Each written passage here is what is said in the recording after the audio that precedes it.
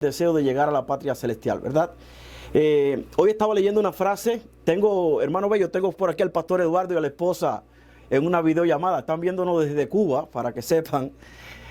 Hoy estaba leyendo una frase y, como decimos en Cuba, cayó como anillo al dedo porque escuchaba los testimonios, escuchaba las peticiones, y es una frase que me conmovió mucho hoy. Dice que he empezado a ver el mundo a través de mis lágrimas, porque así he podido ver cosas que no veía cuando tenía los ojos secos.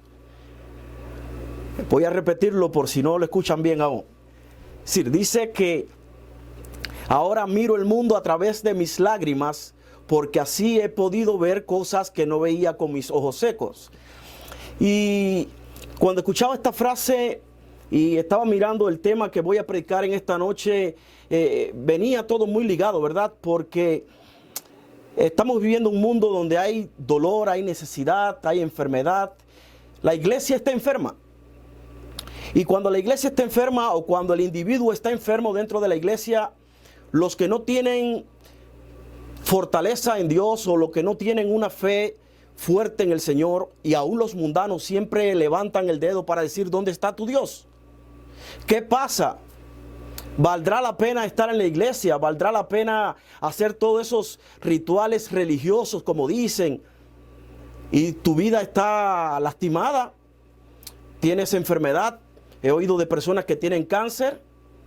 Conozco personas que están golpeados con la enfermedad de la economía, que no tienen para pagar su renta, para comer. Pero hay personas también que están tocados por la enfermedad de la falta de espiritualidad, porque no creen en esta altura. Están tan sumergidos en el dolor, tan sumergidos en las pruebas, que no pueden ver con claridad que Dios tiene todo bajo control. En todo tiempo Dios tiene todo como bajo control. Las porciones bíblicas que voy a usar hoy van a ser un poco más extensas que lo que leímos, pero me voy a concentrar solamente en una parte bíblica.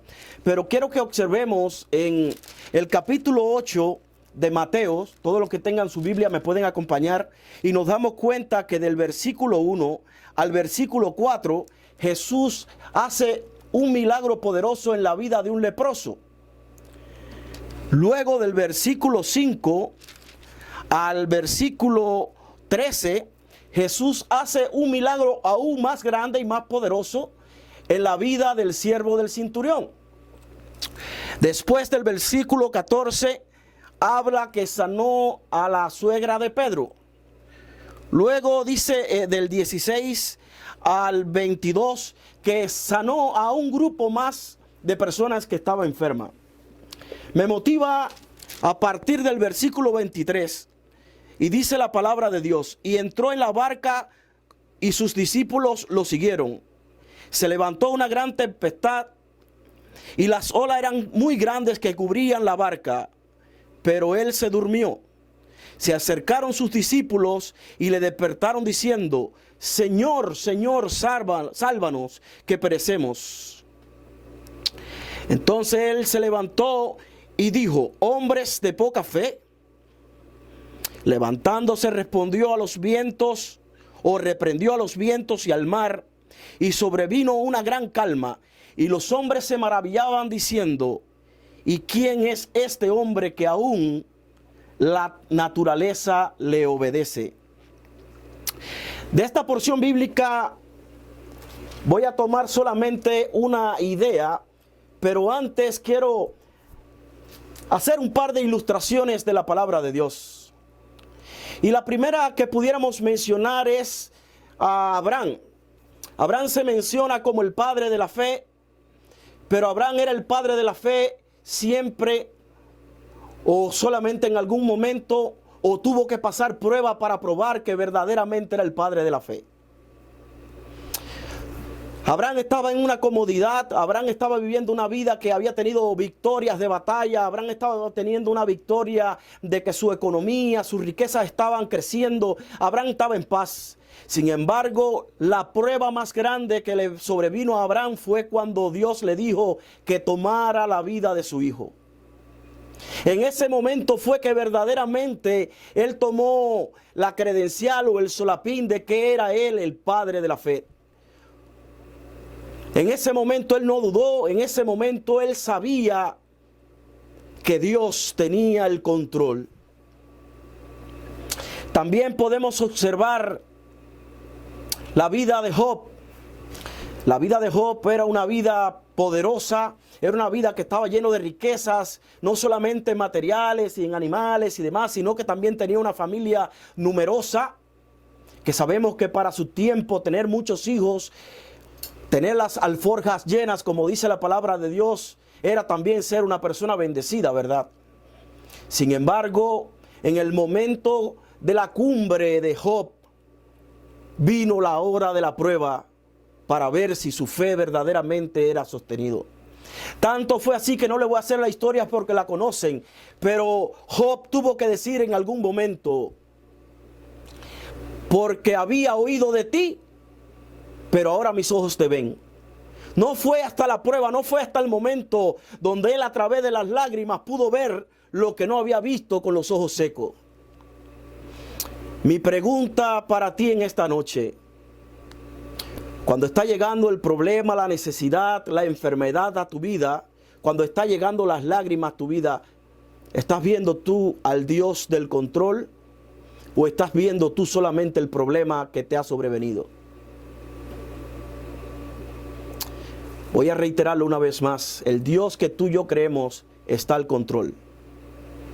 Aunque tú lo veas en silencio, aunque tú creas que Él no está haciendo nada, la palabra de Dios relata que ni aún un cabello de tu cabeza cae sin que Él lo note. La palabra de Dios es fiel cuando Él dice que Él viste los lirios del campo, que alimenta las aves del cielo. Y la Biblia nos llama a nosotros mayor que todas las otras cosas de la creación. Hermanos, la fe de aquellos discípulos debería ser probada en algún momento, y esta fue la oportunidad. Este sermón tiene una connotación porque había una gran batalla, y había una batalla en el corazón de los discípulos, y había una batalla de tempestad física en aquel mar de Galilea. Como hombres experimentados en la navegación, eran hombres que eran pescadores y demás, cuando sobrevino la tempestad, ellos olvidaron, se desesperaron, empezaron a correr de un lado a otro. Y me motiva mucho que Marcos relata la historia diferente. Dice Marcos que cuando se acercaron ellos al maestro, le dijeron: maestro, ¿tú no tienes cuidado de nosotros? Qué insolencia poder decirle a Dios que no tiene el control. Qué insolencia poder decirle a Dios que no vela por nosotros.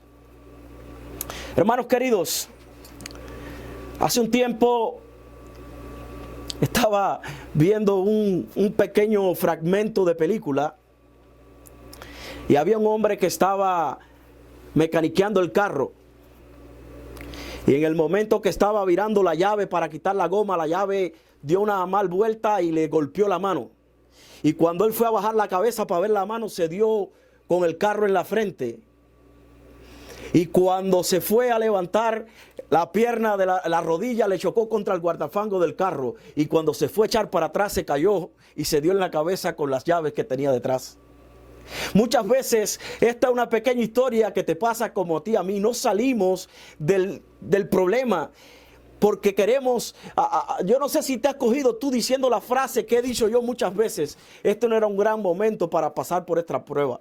Pero es que ninguno va a ser gran momento. Cuando tú estás pasando por la prueba, vas a tener solamente dos opciones: aferrarte al brazo poderoso del Dios que todo lo puede, el Dios que está al control de cada cosa que pasa en este universo, y aún en el cielo, y aún en las cosas que ni sabemos, aún en los mundos no conocidos. Ahí Dios tiene el control. Ahora, tú y yo tenemos algo que los discípulos no tenían en ese momento.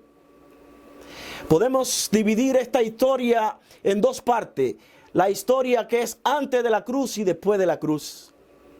Hasta ese momento ellos habían visto allí lo que Cristo había hecho con el siervo del centurión. Habían visto lo que habían hecho con la suegra de Pedro. Habían visto lo que habían hecho pero solamente ellos tenían eso desde la teoría de que habían visto lo que había pasado.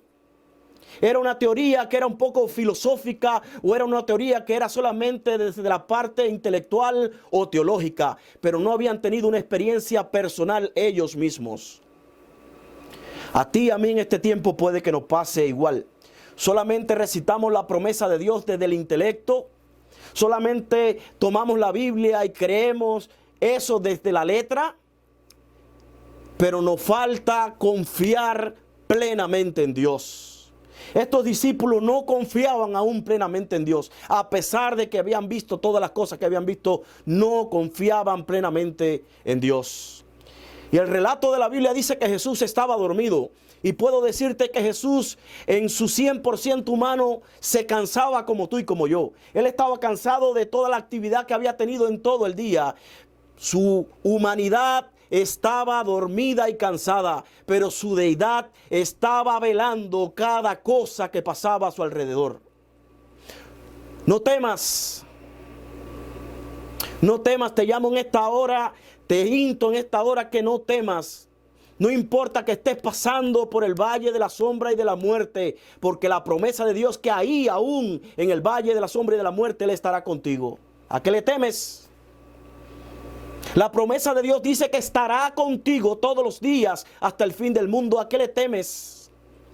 Hermanos queridos, antes de la cruz era solamente una teoría, una vaga teoría que tenían y que relataban de una familia a otra o de un hombre a otro, se pasaban los hechos de Jesús. Pero tú y yo hoy tenemos la palabra escrita. Hoy tú y yo tenemos en una porción especial el Espíritu Santo que revela a nuestra mente y a nuestro corazón que la palabra de Dios es eficaz y es verdad, que es verdadera cada palabra. ¿A qué le temes? ¿Sabes qué? Cuando ellos gritaron y empezaron a atormentarse y la barca iba de un lado a otro que pensaba que iba a ser partida al medio por el ímpetu de aquella tormenta, Jesús se paró y le dijo a las olas del mar y al viento, enmudezcan, y al instante fue hecho. Yo no sé si en esta noche tú tengas la fe suficiente para permitir que Jesús diga en tu vida, para cáncer. Yo no sé si tú tengas en esta noche la fe para sostener que la promesa de Dios dice que por sus llagas tú y yo fuimos sanados. Yo no sé si en esta noche tú tengas la fe suficiente para entender que por su muerte tú y yo tenemos resurrección y vida eterna en el nombre de Jesús. Yo no sé si en esta noche tú tienes la fe para saber que el Dios en que tú y yo hemos creído es el Dios que hace las cosas que no son de solamente decir su palabra. Los pensamientos de Dios y los designios de Dios son de bien para ti y para mí. ¿A qué le temes? En todos los testimonios que escucho solamente tengo. Y yo te preguntaría en esta hora, enséñame la propiedad de tu enfermedad. ¿Dónde compraste tu enfermedad?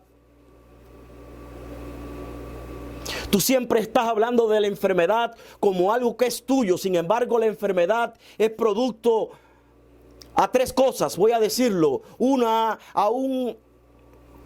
Lo voy a decir, hermano. La enfermedad viene por tres cosas simplemente. Porque sí.